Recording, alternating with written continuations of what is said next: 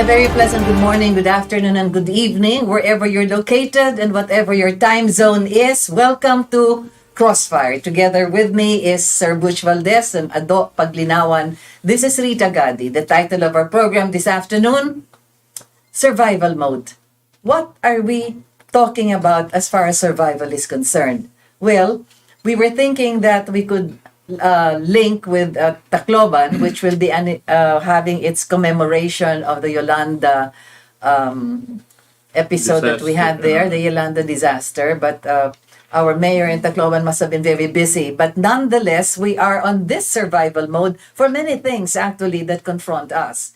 We just came, Ado and I just came from some kind of a KBL reorganization meeting. Do you recall what KBL is? Kilusang Bagong Lipunan. That is the movement for a new society. And as Ado was saying, it is actually a post-survival mode that we're at because precisely we want to find out where are we going if we do not look back at where we're coming from. So perhaps we will go through that. And as Ado said, he also spoke at that meeting, and he said that there are actually 3 items that we have to recall at the time. Sir Butch also was mentioning many of the programs and projects that already instituted way back 36 years ago. Why is it still there at bay and it's not being undertaken right now or perhaps later? So that is the survival mode we're at. Sir Butch? Well, yes, that's how we ended our last week's show, actually, when we were referring to the policies and the programs that former President Ferdinand Marcos had has instituted, and he, as he was implementing them towards its fruition, the so-called EDSA 86 had stopped it, and among many that had gone in support of the present dispensation were of the belief and hope that what was stopped before will be continued thereafter now, because as the 3 of us agreed, we felt that what President Marcos had started was an unfinished revolution. You mentioned KBL. Yes. Kilusan. Yes, the movement. Kilusan is a movement, not just a party. It's a movement moving towards a certain goal. Now, that goal has not yet been achieved because of the intervention of foreign interests and some other political interests. But I think a lot of our people, a lot of the 31 million voters, are in the anticipation that this movement will continue to achieve the goals that have been laid out during those times. Exactly. Perhaps we're here precisely to remind our people exactly what is this that happened 36 years ago, this movement for a new society, because this is now a different generation altogether. And Ado has mentioned this as the unfinished revolution. He has it at the tip of his fingers, yes. Dahil mga kabansa ang hindi lumilingon sa pinanggalingan kung matinik ay malalim. And having said any student of commerce or management for that matter would be very familiar about basic objectives, strategies, and roadmaps. And stated na yung objective, a new society that the Philippines will be great against that it was during the time of our forebears. And the strategies set by the President was political liberation, economic emancipation, and social concord. And to be able to achieve that holistic concept of government that puts man the human being in the middle of it, is basically very simple again. The roadmap is through a balanced agro-industrial development. Ganun po kasimple ang paradigm ng bagong lipunan. And if it was good then, it will be good now, and it will be good forever. Because hindi po tayo kumilos pa. Kumilos tayo ng konti, paabante. But 30 years of cancel culture in the EDSA counter-revolution brought us back to zero base. And now we are with a president that resonates the family name of that great man who put up those vision, mission, and roadmaps. Yeah, there's that saying, Ado, that the fruit does not fall very far from the tree. And maybe the fruit is still attached to the tree, or has it fallen and then it just rolled down the hill. So we have to maybe move it a little closer to the tree itself. That's exactly what we've been trying to say over the past several episodes. And Sir Butch was mentioning all those agro-industrial industries that should have already been implemented actually was halted. That would have been exactly how we would be self-sufficient in food, precisely, and how we could be industrialized without having to go through all of this verbose oratory about getting investments, etc., and all, going digital and all of this. You know, as a matter of fact, we even asked what exactly did the Department of Trade and Industry mean when he spoke about digitalization, etc., and all of this. So maybe Sir Bush can explain this to us. Parang ano eh. Parang ngayon pa lang magsisimula ang Silicon Valley para kay Pascual. You know, it was quite disappointing that something like that would come out of the former president of the University of the Philippines, no? Because he really, I am sure, he himself, no, did not believe what he was saying, no?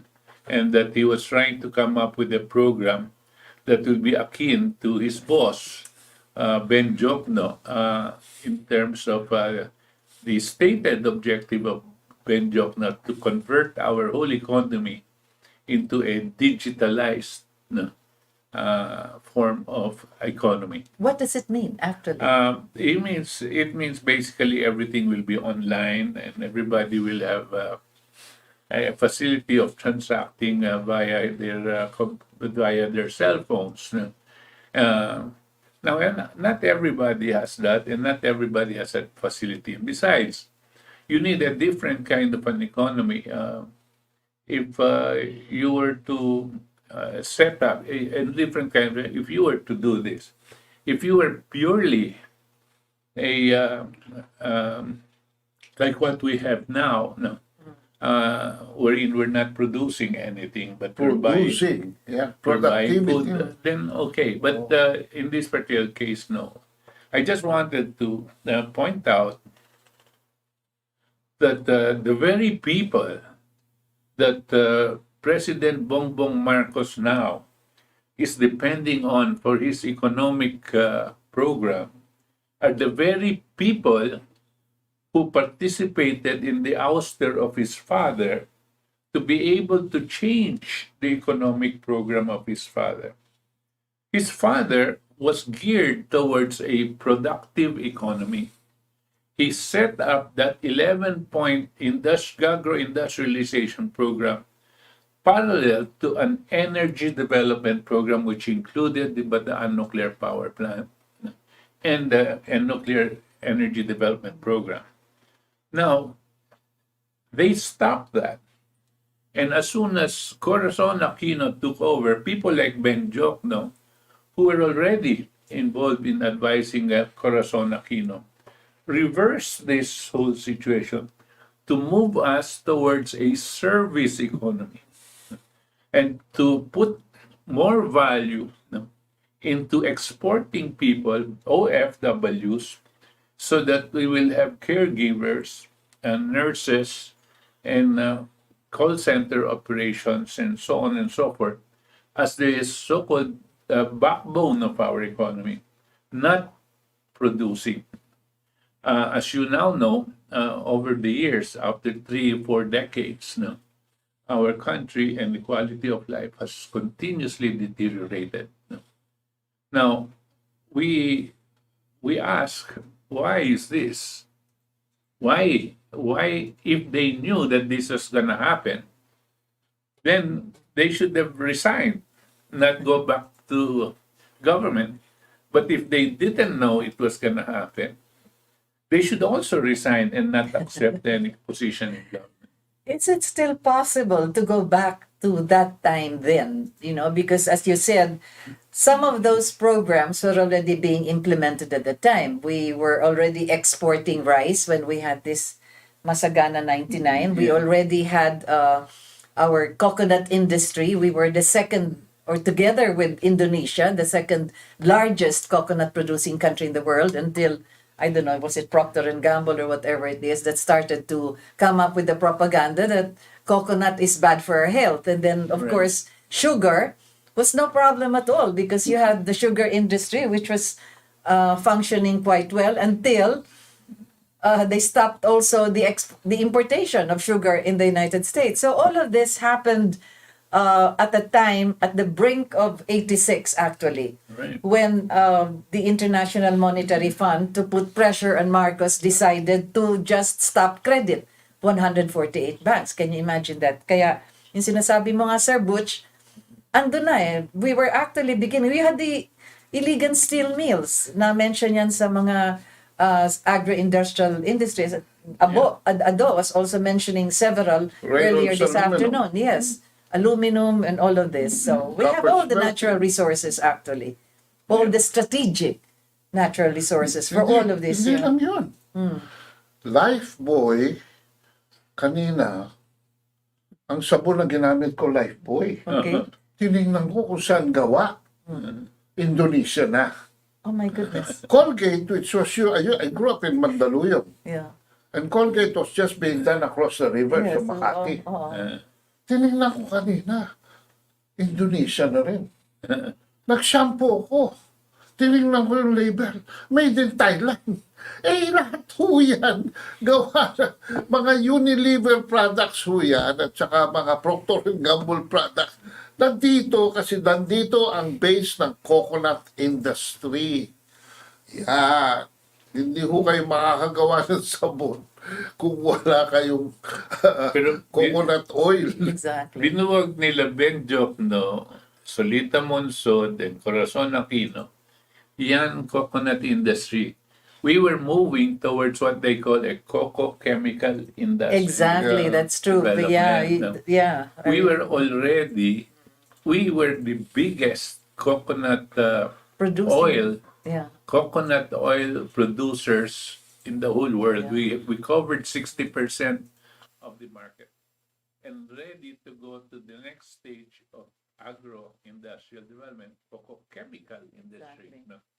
Which means, and then papasok kasi sa kasi coconut is a base of many different products. Derivatives. Yeah. Precisely. Ito ang binuwag nila. Ang si Procter and Gamble tsaka yung Unilever, no, nakita nila na magkakaroon tayo ng masyadong malakas na source of materials na gagamit. Kanya they went into this campaign that coconut is Bad for our health. cancerous. And they were trying to push for Soybean. palm oil, no? Dito. Palm oil. So Palm oil came much later. They were Yeah. actually just, controlling So, our ibig coconut sabihin, industry. Yeah. dapat, I mean, we are not that old and we're not saying something ancient. This economists that we have now in government and the children of the president, they should have known this. If they don't know it, they should review it, no? And see that this was what was happening and how our development was curtailed, no? And who were the interests that moved towards stopping the development of the Philippines, and the surrogates that were used, no, in Philippine politics. What did you call this at the time, the Coco Fund? Remember when, up to now, it is there. It is untouched, and they don't know whether it is going to be given to the coconut farmers or whatever. But I happened to be there at the time when the president felt really that there was pressure coming from, as you said, the American conglomerates that were trying to kill our coconut industry. That was when he invited several scientists, chemists, and other agriculturists, whatever, to discuss, as you said, the derivatives of coconut. And that is where the what they can derive yung taxes sa coconut would have gone. Yung sinasabi mo nga, Sir Butch, the petrochemical, with all the derivatives. Coco chemicals. Germany came up with all the derivatives na pwedeng gamitin ng coconut. And that is why America saw the potential ito mga malalaking companies na ito, and that's why they tried to kill our coconut industry precisely. I was there when he was discussing this with the scientists and all, and that was the time na talagang ang laki ng pressure ng Amerika, nito mga malalaking businesses ng Amerika against our coconut industry. Imagine if we control 60% of the coconut oil market in the world. Yeah. No? It's just like controlling the oil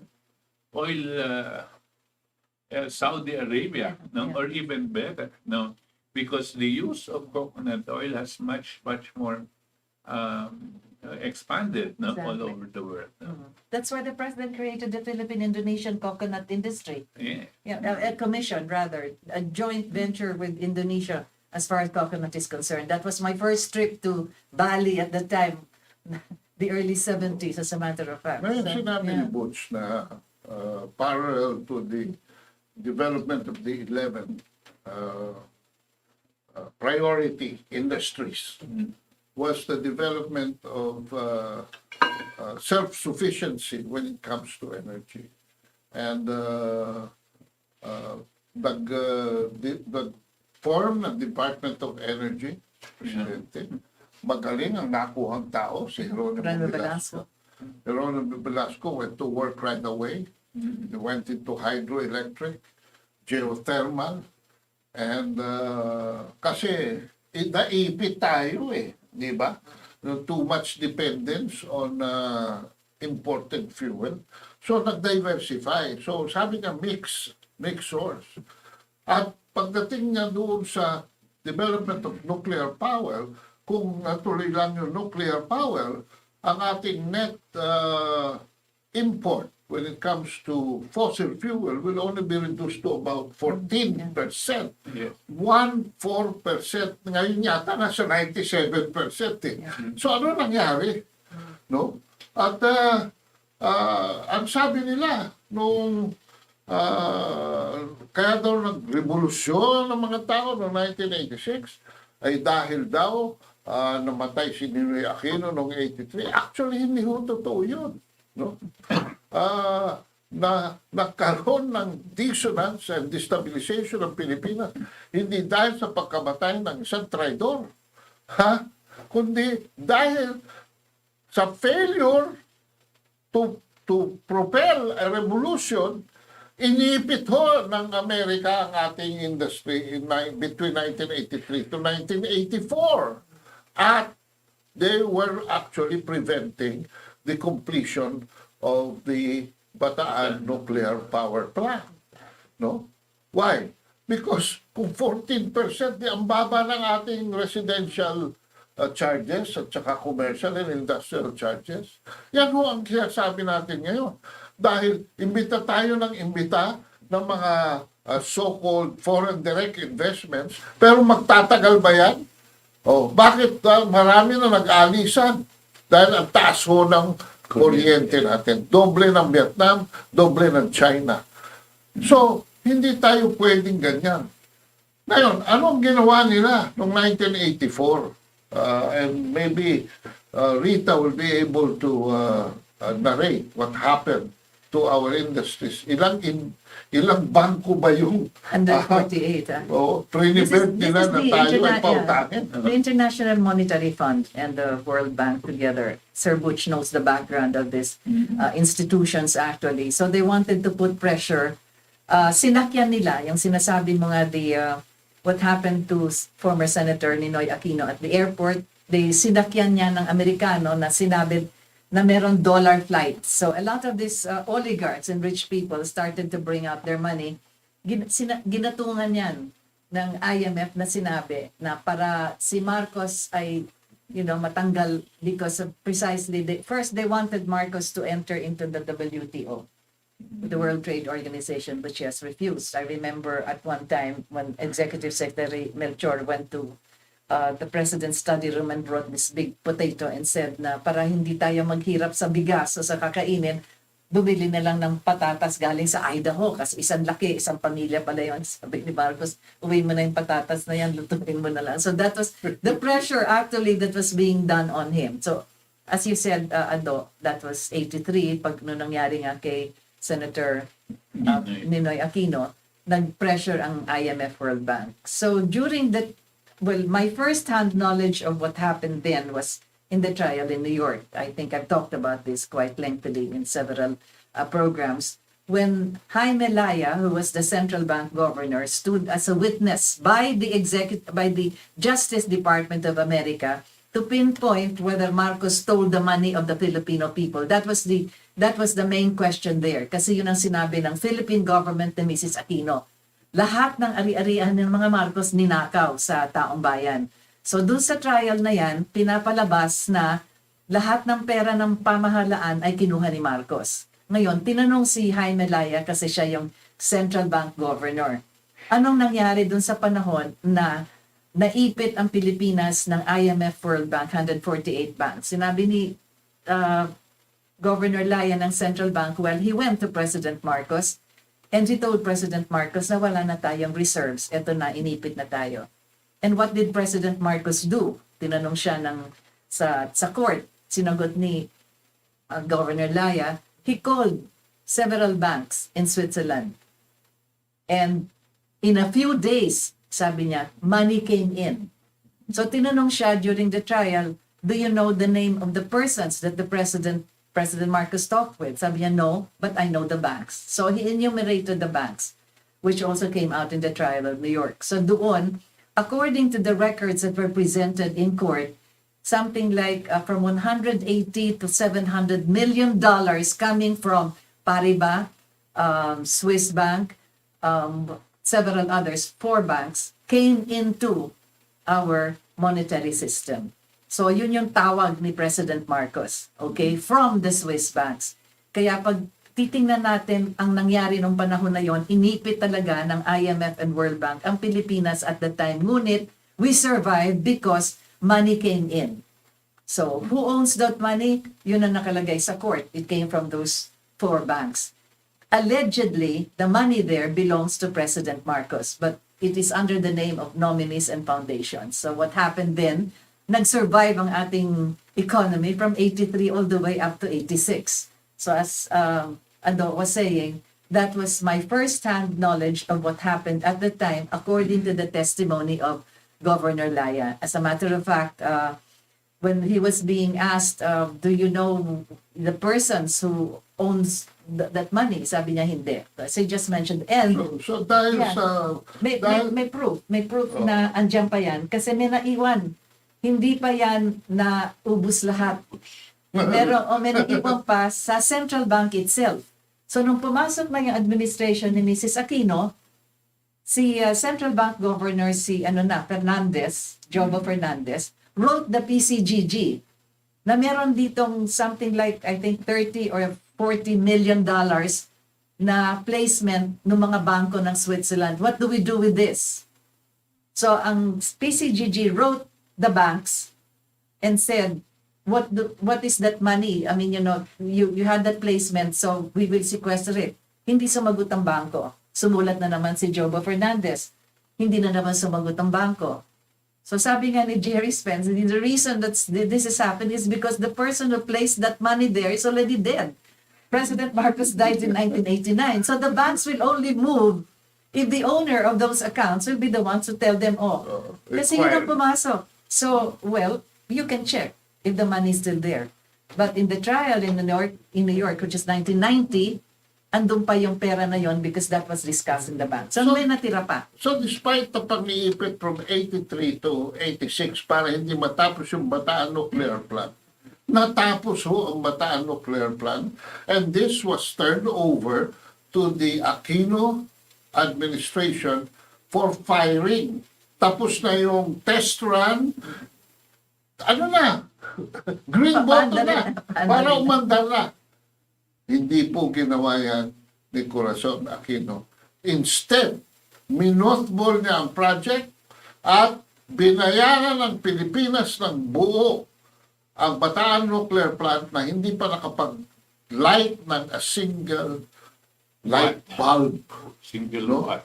Bayad po yung principal, bayad yung interest. Abonado na naman tayo, mga kabansa. And worse, tinurn around ng buong energy sector para eventually ma-fully privatize. At that is where we are at right now.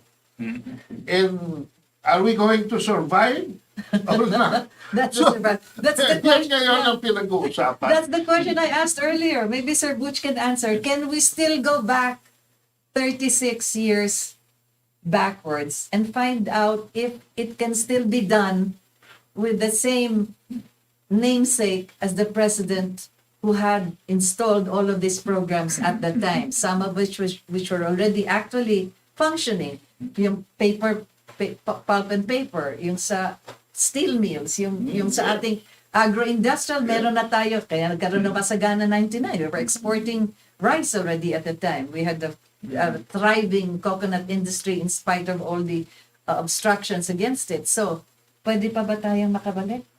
Well, alam mo naman, Rita, that I've always advocated and said that survival of our nation and our people is dependent on the dismantling of the hold of the oligarchy on the public utilities, especially in energy and in water.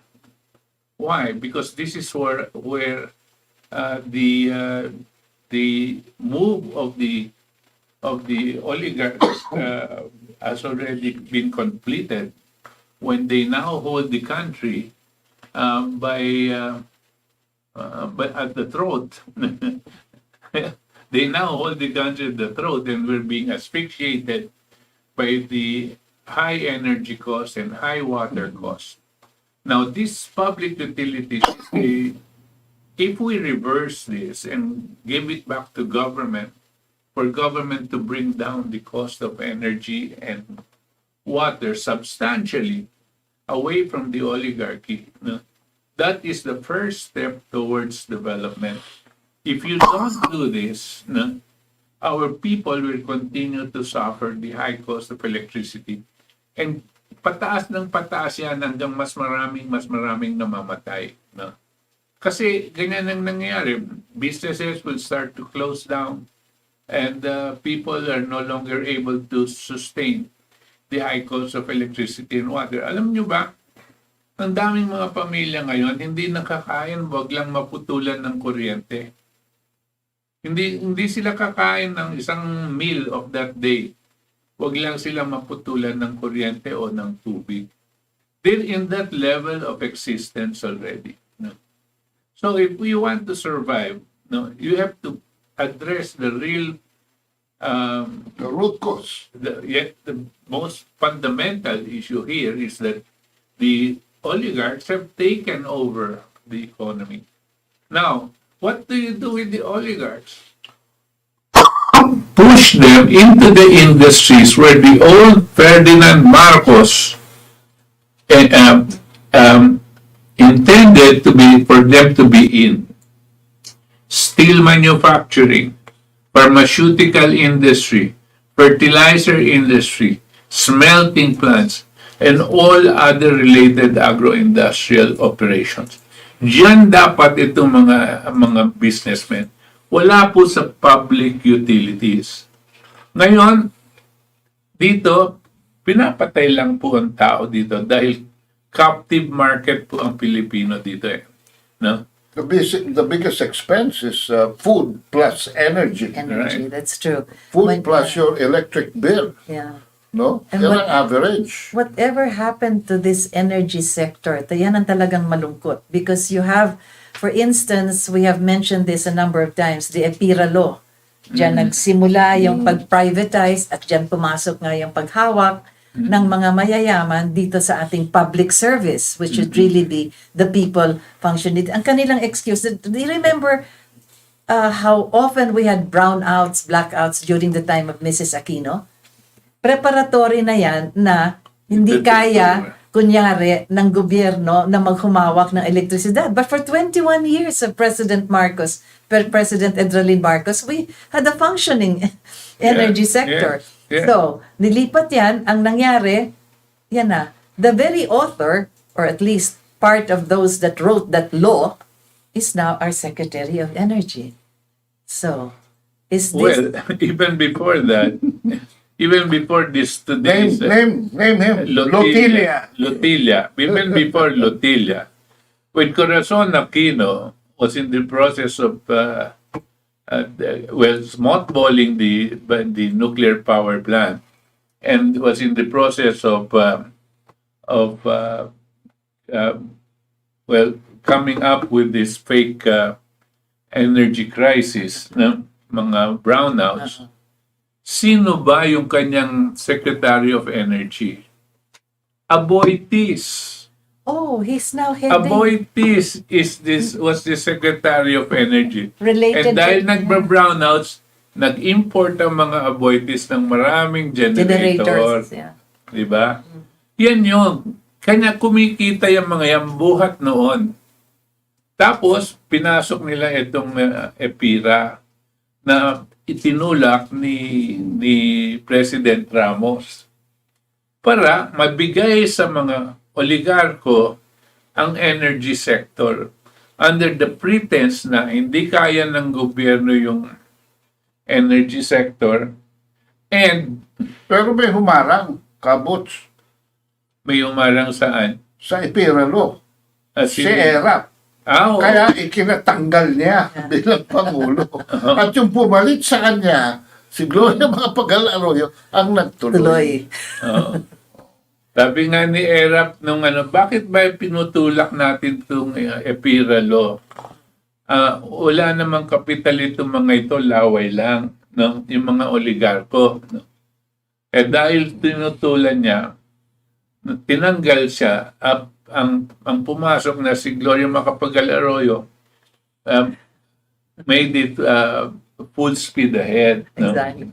Tapos para ibigay yung Let me go kuryente. back. Yeah, let me go back to my question. Pwede pa ba tayong bumalik?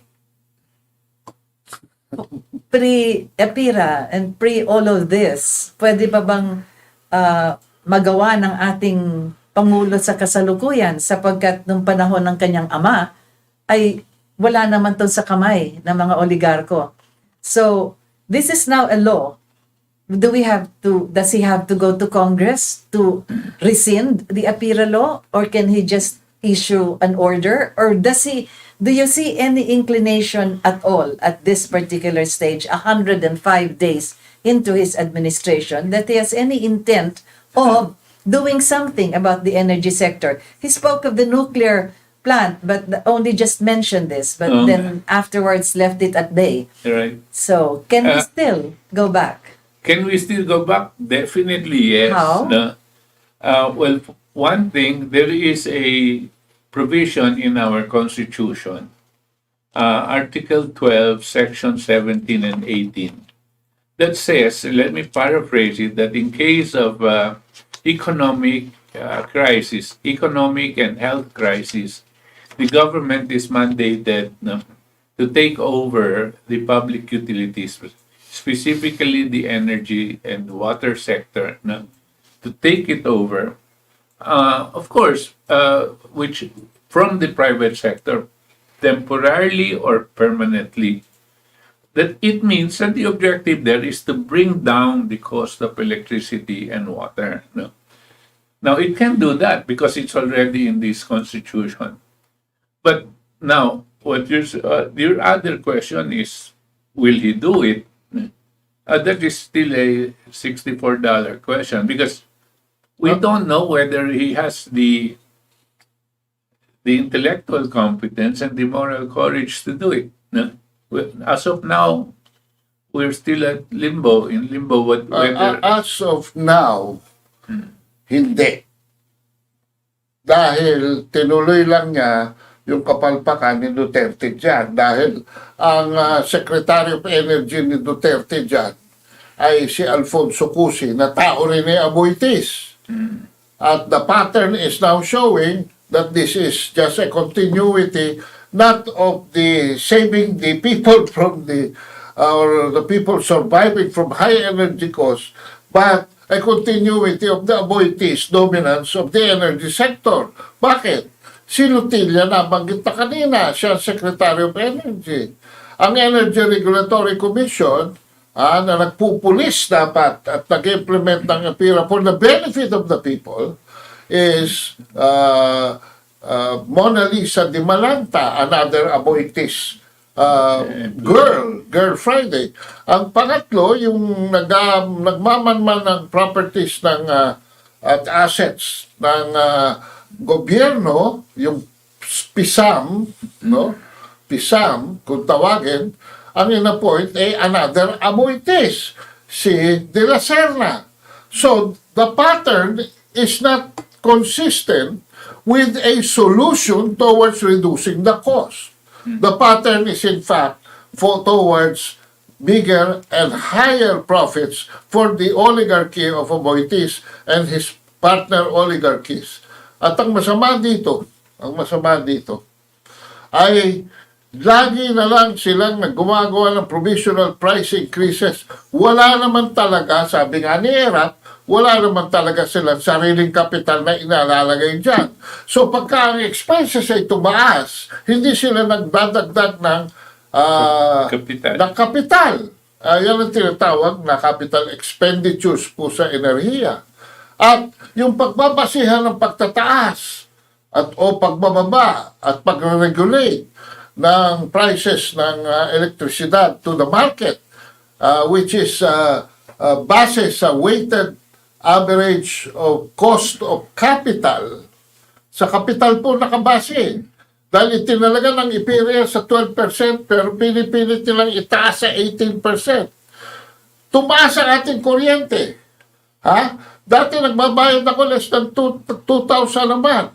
Tumaas po yan hanggang halos dumikit na yan sa 5,000. No? Ngayon medyo mababa dahil lumamig ang panahon. Pero nagtaas ba ng kapital ang mga yan? Hindi. At ang isa pang agenda kung bakit ang mga Aboitiz ay nandyan at ito in my honest opinion lamang po, is to capture the opportunities that are being presented in the renewable sources energy. Yan, sa wind, sa solar, at sa iba pa.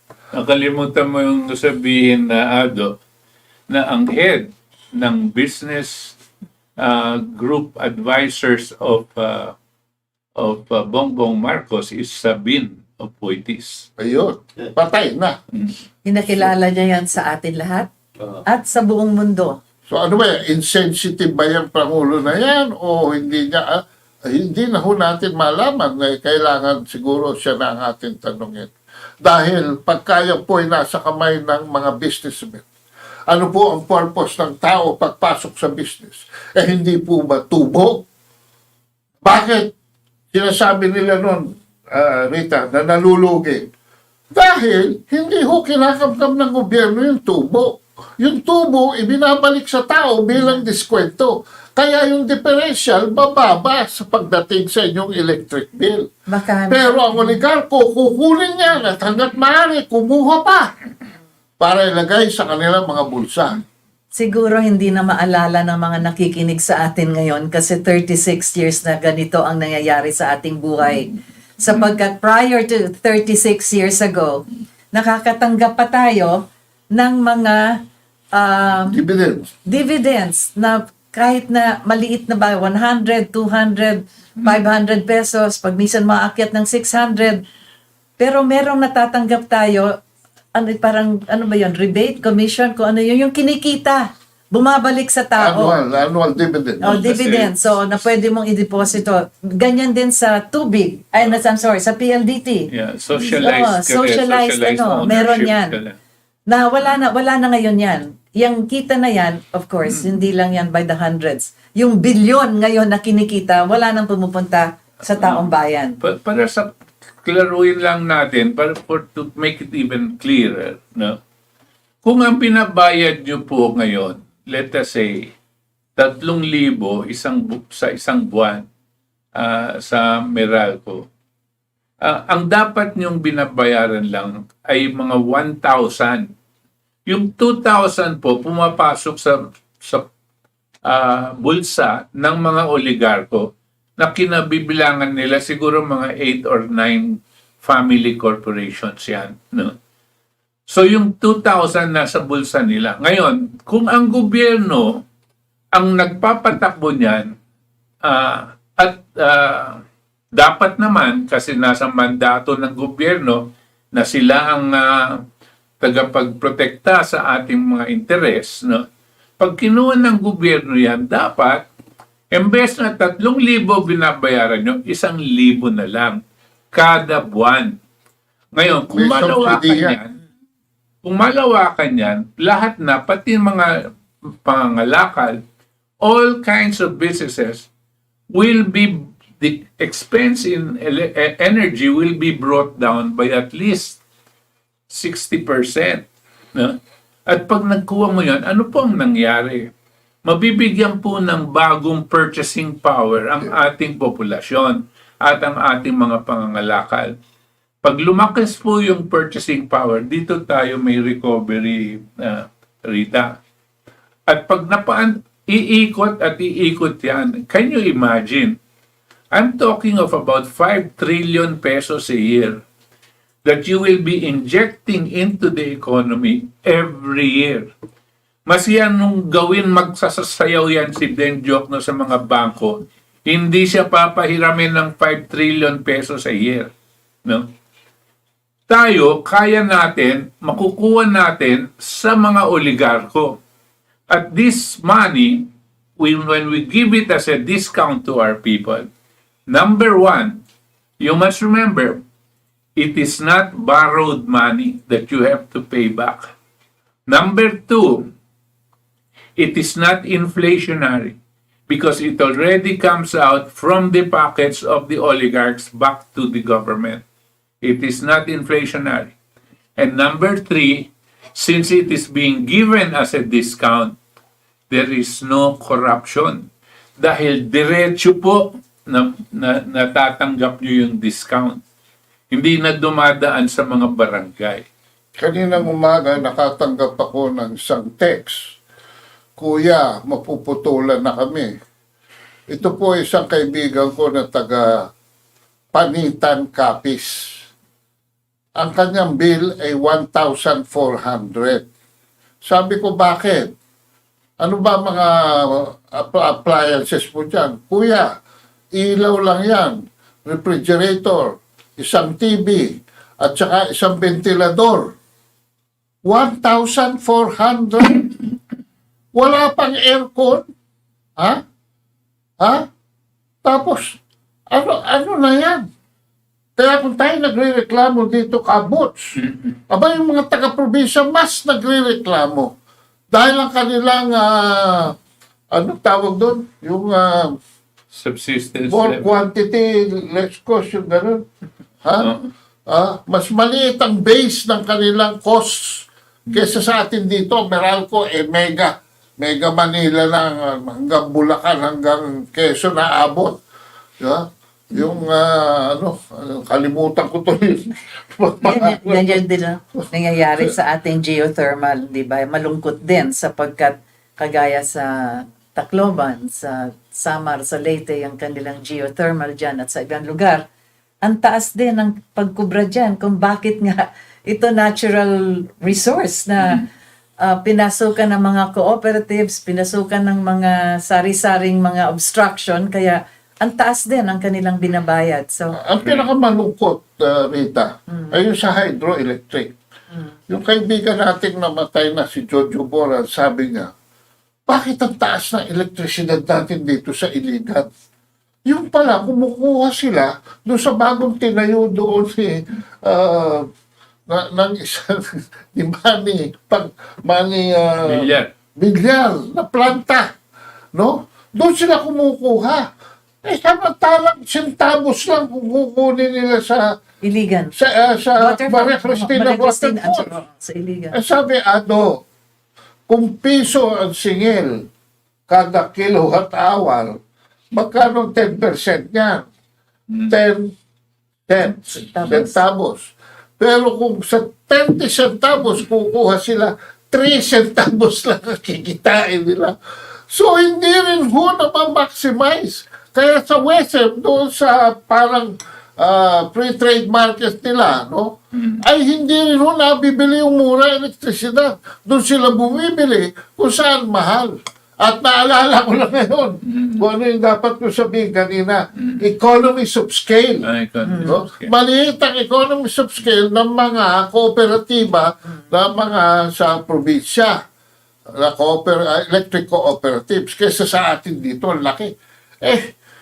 Paano na ngayon yan? Magsusurvive ba sila? Tandaan po ninyo, ang isang araw na minimum wage ngayon ay katumbas na lamang ng 2 kilo ng sibuyas. Hello? Kung hindi tayo babalik doon sa productive mode na prescribed ni Presidente Ferdinand Endralin Marcos Sr., wala na. Dahil pati itong call center, Pogo, itong mga serbisyo, puro service economy po tayo ngayon. No? Puro gastos economy tayo ngayon. Exactly. Walang habig economy. Puro palabas economy. Napag-usapan mo yan, Ado, sabi mo nga yung hydroelectric power na nanggagaling sa Maria Cristina Falls, sa Iligan. Noong panahon ni President Marcos, yung lakas ng power ng Maria Cristina Falls na yan, ang sabi nga ay kayang ilawan ang buong Mindanao. They only need grid extensions. Yun lang. Yes. Yung connection. Kaya, nung panahon ni President Ramos, pinutas yung aking pinakamamahal na Mount Apo para kukuha din ng geothermal dyan. Yung pala, that was declared 10,000 hectares as sanctuary ni President Marcos.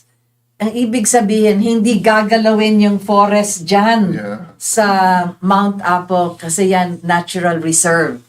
Ngayon, bakit bubutasan yan para daw geothermal? Bakit hindi na lang tinuloy yung nanggagaling sa Maria Cristina Falls na grid extensions? I am from Mindanao, kaya napakalapit nun. Isang buong pahina ng dyaryo ang sinulat ko na Once Upon My Wilderness, ngayon title nun, sapagkat sabi ko, bakit nila papasukan yung Mount Apo forested area na yan para kumuha ng geothermal dyan? Yung pala, ang mga puno namin halos ganito kalalaki, ang trunk. From the beginning of the world, hindi pa nagagalaw yung mga puno na yan. From the birth, kinahoy. of course, laging lang pala ang interest ng panahon. Kaya malungkot. I don't know where this, I have to research that word, but my goodness, it's a very evil word. Greed. Yan. Nakikita natin ngayon dito sa ating survival mode. 110 days into a new administration. Anong nangyari pa sa simula nito? Nakita na natin ang galaw ng greed. Huwag na natin i-detalya sa maraming pangalan pang lalabas, ngunit kaya nagkaroon ng mga iba't ibang mga senaryo dyan. Yan sana ang maalis natin. Ganyan din ang pinag-uusapan ninyong dalawa dito tungkol sa energy. Greed. Yeah. Gusto ko lang idagdag bago natin tignan yung mga ibang comments ng ating mga tagapakinig. sa akin pong palagay, ewan ko po kung sang-ayon na ito makasama ko dito, ang ating Pangulo ngayon, nung nakita ko yung kanyang mga interviews bago kakapasok lang po ng presidente tsaka during the campaign, palagi niyang sinasabi na ang tunay na katangian ng kanyang ng father that is that he was a leader, and that if ever there was a legacy that he left, it was that his father was a leader and was going to do what he believed that was right for the people. And tapos tinanong siya further on, do you feel that you will move towards that? Will you be following your father's legacy? He says he will try his best to follow his father's legacy, no? On the areas that his father was known for. So, I felt good to hear him say that. And that concluded that the reason he seems not to follow his father is because he is surrounded by people who never believed in his father. He is surrounded by people who even participated in bringing down his father. No? I hope that President Bongbong and his wife, Lisa, no, will get together, no, and start thinking that the greatness of Bongbong Marcos, no, will be dependent on how closely he follows, implements, and finishes the objectives and the vision that his father left behind. This is the unfinished revolution, as Ado was saying. No? And this is all what we are anticipating and hoping for the country. That is exactly what we're leading on to in this particular program and every program of the past and subsequent. Our Crossfire is precisely that we can be able to direct the attention of our people. 31 million who voted for our president out of a voting population of about 57 million or so, plus all the other generations that will be following this government. We are praying that sooner rather than later, we could be able to remove, at least in our way, through this program, many of those obstacles that surround our president. Because by all means, this government must succeed. Walang dahilan kung bakit hindi ito magtatagumpay. Kung talagang titingnang mabuti kung anong mga kailangan tanggalin at yung mga nakapaligid nga sa ngayon ay nababati na natin at nakikita na natin at hindi na rin natin maintindihan. That is why we're asking for explanations for several of these pronouncements that they are making, how it will affect yung sinasabi nga ng ating presidente, President Ferdinand Romualdez Marcos. This is to be able to give dignity and honor to the Filipino. Tignan natin what our listeners and watchers have in mind. Beth Gonzalez, good afternoon, ma'am and sirs. I'm watching here in Aklan, Shalom. Miss Ann Trope, or Trope, I'm Miss Ann sorry. Trope. Good evening, Crossfire. I'm a big fan of the show, so that's why they ousted Erap. I didn't know that. Thank you. Ganda Palapal. Good afternoon, evening po. Carol Villanueva, good Saturday morning, Miss Rita, Mr. Butch, and Mr. Nice Guy. Oy, nako. Nice. Checking in from Oregon State. Ang galing naman. Ferds Puti, good PM po sa inyong tatlong sir, madam, watching live in the United Arab Emirates. Mabuhay po sa Crossfire admin. Gloria Abarintos Datub, good PM watching from Tokyo. Arigato gozaimasu. Kaita, good evening po. Vincent Doronila, I think BBM is fully aware of his father's plans and legacy, but the times are different now. We are now in a globalized society. It's necessary to have more partners, traditional and you. We agree completely. But he has to be guided well as far as that's concerned. For Puti, there's some the same here in UAE. The rice here mentioned that the 5 kilos of sacks, mabango, silver swan, etc. Mabango, golden swan. Pero ang nakalagay, products in Thailand, products in England, Tagalog version ang label. Yan na yung mga sabon mo, yung Lifebuoy mo and your Colgate. June Parnes, sa pag-revive ng coconut industry, the Philippines should be steps ahead of any attempt to intentionally introduce coconut pests and diseases. O naman po. Reynaldo Pascua Pajarito, good afternoon. Good afternoon to you too. Jinky Bell, hello po again sa inyo, mga sir at ma'am watching from Germany. Alfredo Oredina, BBM is supporting war, dragging us to war instead of peace when signed and agreed with USA NATO plan against Russia. A consultation with the public. Maybe the next episode we'll talk about that. Yeah. Yung 17 helicopter na hindi natin binili sa Russia, bakit nga nagkaganon? Evelyn, the more napapakinggan ko po sa inyong tatlo, ang kagalingan at katalinuhan ni President Ferdinand Edwin Marcos. Yes, of course. Lalo na akong nanggigigil kung bakit di niya gayahin agad ang mga policies ng tatay niya. Maybe in time, that will come after this 110 days. Hindi siya maliligaw. May template na kumbaga. Ano ba yan? Please, BBM, gising, abante na po. He is moving. I'm positive. So Alejandro Patagnan, excellent discussion, Crossfire. Maraming salamat. Edna Lopez, Sakay, we hope and pray na sana makasurvive po tayo. Sana maumpisahan na ang nuclear energy plant. Yes, we'll work on that. Maite Baisa, ES, listening from Barcelona. Bederio Candido Joselito, magandang gabi po sa inyo, Sir Butch, Ma'am Rita. Kaado, mabuhay po kayong watching from Jeddah. Thank you very much. Jess Alvarez, sobrang taas ng bill ng electricity. Halos every month, pataas ng pataas. Ay naku po, I forgot to bring our Meralco bill. Fernando Rosales, private sector must not enter into any government-mandated public service. Oo nga po. Edna Lopez, puro aboitis ang nasa Department of Energy and many other areas also. Guys counter, napatunayan sa panahon ng pandemic ang importansya na kung hawak sana ng gobyerno ang public utilities.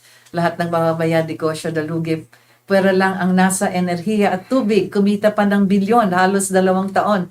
Hindi tayo nagbabayad ng kuryente at tubig pero kumita pa rin ang bilyon ng oligarkos. Oh dear, that's really a saga. Boss Ado. Boss Ado, nice polo shirt. Stephen here. Oh yes, thank you very much. Meron pa yung fashion statement. Christopher Castillo Ramos, Attorney Rose Gadi, yung mga expressway po, kaya tumatabo po ng pera express po. We'll get into the transportation area sometime in the future. Ryan Aquino as per Congressman Marcoleta interview. Kaya ayaw niyang magpa-appoint kay PBM kasi aboitis po nakaupo. Useless lang po ang pinaglalaban niya na lower ang singil sa kuryente. Sa ERC. Yeah, exactly. Food tech buddies, talking of our natural resources. I'm wondering why El Nido area is mostly owned by Ayala. How did it happen? I feel so bad when I saw it. Marami pa pong mga ari-arian na hindi natin alam. Ngunit, tandaan po dito, ang buong Pilipinas ay sa inyo. And listen to Crossfire so that you will be able to understand why we are going into a post-survival mode. Meron lang kung gusto i-plug. Of course. Maraming salamat sa iyo, Andy Johnson, all sent all the way from Melbourne, Australia. She ordered po 12 sets of the Christmas book package. No? Kaya magmadali na po kayo dahil may mga order ng maramihan. Text 0917-336-4366.